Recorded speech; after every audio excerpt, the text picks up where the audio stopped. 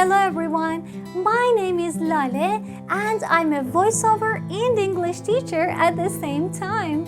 I narrate English storybooks for you and act in place of the characters.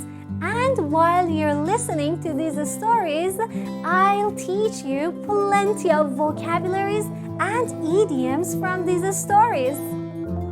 In this video series, I'm narrating Charlie and the Chocolate Factory English storybook written by Roald Dahl. So let's go and watch Chapter 1 and don't forget to subscribe and follow for more.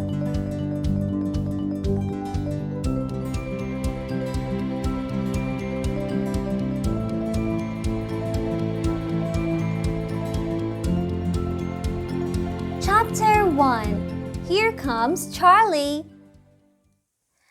These two very old people are the father and mother of Mr. Bucket. Their names are Grandpa Joe and Grandma Josephine. And these two very old people are the father and mother of Mrs. Bucket. Their names are Grandpa George and Grandma Georgina. This is Mr. Bucket and this is Mrs. Bucket. Mr. and Mrs. Bucket have a small boy whose name is Charlie Bucket. This is Charlie. How do you do? And how do you do? And how do you do again? He is pleased to meet you.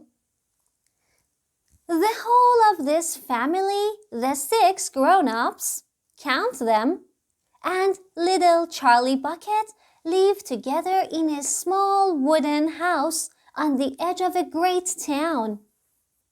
The house wasn't nearly large enough for so many people, and life was extremely uncomfortable for them all. There were only 2 rooms in the place altogether, and there was only 1 bed.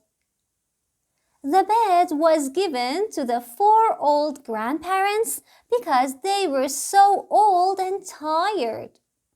They were so tired, they never got out of it. Grandpa Joe and Grandma Josephine on this side, Grandpa George and Grandma Georgina on this side. Mr. and Mrs. Bucket and little Charlie Bucket slept in the other room upon mattresses on the floor.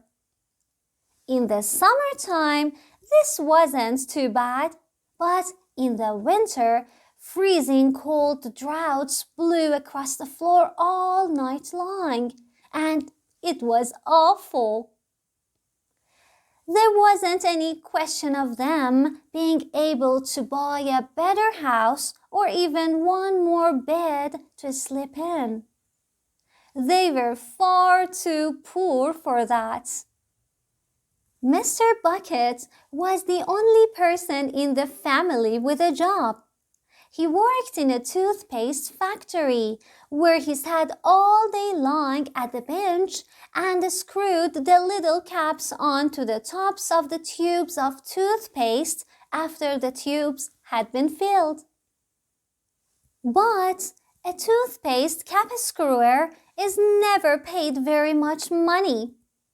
And poor Mr. Bucket, however hard he worked and however fast he screwed on the caps, was never able to make enough to buy 1/2 of the things that so large a family needed.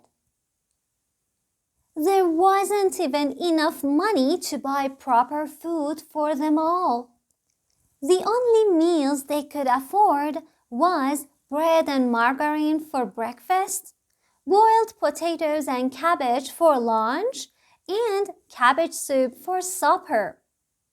Sundays were a bit better.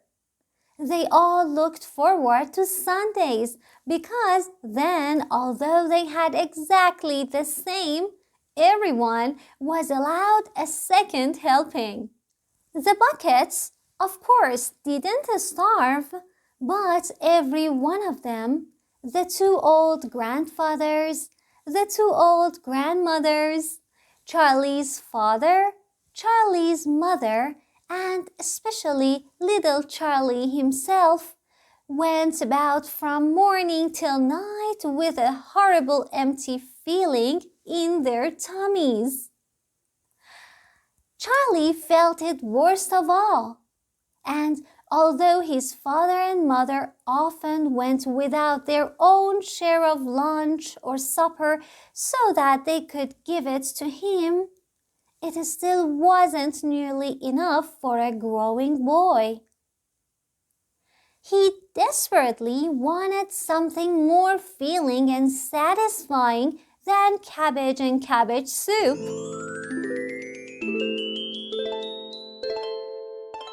The one thing he longed for more than anything else was chocolate.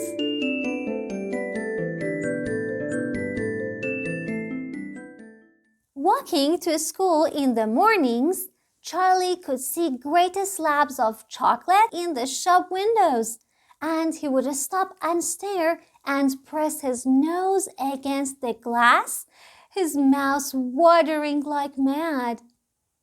Many times a day, he would see other children taking bars of creamy chocolate out of their pockets and munching them greedily. And that, of course, was pure torture. Only once a year, on his birthday, did Charlie Bucket ever got to taste a bit of chocolate. The whole family saved up their money for that special occasion. And when the great day arrived, Charlie was always presented with one small chocolate bar to eat all by himself. And each time he received it, on those marvelous birthday mornings, he would place it carefully in a small wooden box that he owned and treasure it as though it were a bar of solid gold. And for the next few days, he would allow himself only to look at it, but never to touch it. Then, at last, when he could stand it no longer, he would peel back a tiny bit of the paper wrapping at the corner to expose a tiny of chocolate, and then he would take a tiny nibble, just enough to allow the lovely sweet taste to spread out slowly over his tongue. The next day, he would take another tiny nibble, and so on and so on. And in this way, Charlie would make his 6-penny bar of birthday chocolate last him for more than a month. But I haven't yet told you about the one awful thing that tortured little Charlie, the lover of chocolate more than anything else. This thing for him was far, far worse than seeing slabs of chocolate in the shop windows or watching other children munching bars of creamy chocolate right in front of him. It was the most terrible, torturing thing you could imagine. And it was this. In the town itself, actually within sight of the house in which Charlie lived, there was an enormous chocolate factory. Just imagine that. And it wasn't simply an ordinary enormous chocolate factory either. It was the largest and most famous in the whole world. It was Wonka's factory, owned by a man called Mr. Willy Wonka, the greatest inventor and maker of chocolates that there has ever been. And What a tremendous, marvelous place it was!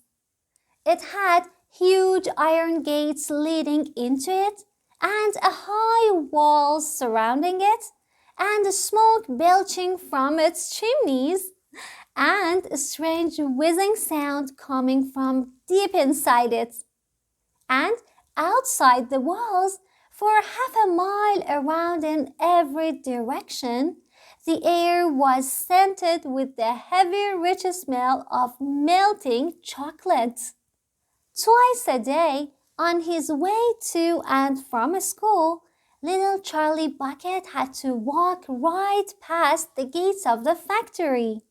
And every time he went by, he would begin to walk very, very slowly. And he would hold his nose high in the air and take deep sniffs of the gorgeous chocolatey smell all around him. Oh, how he loved that smell! And oh, how he wished he could go inside the factory and see what it was like.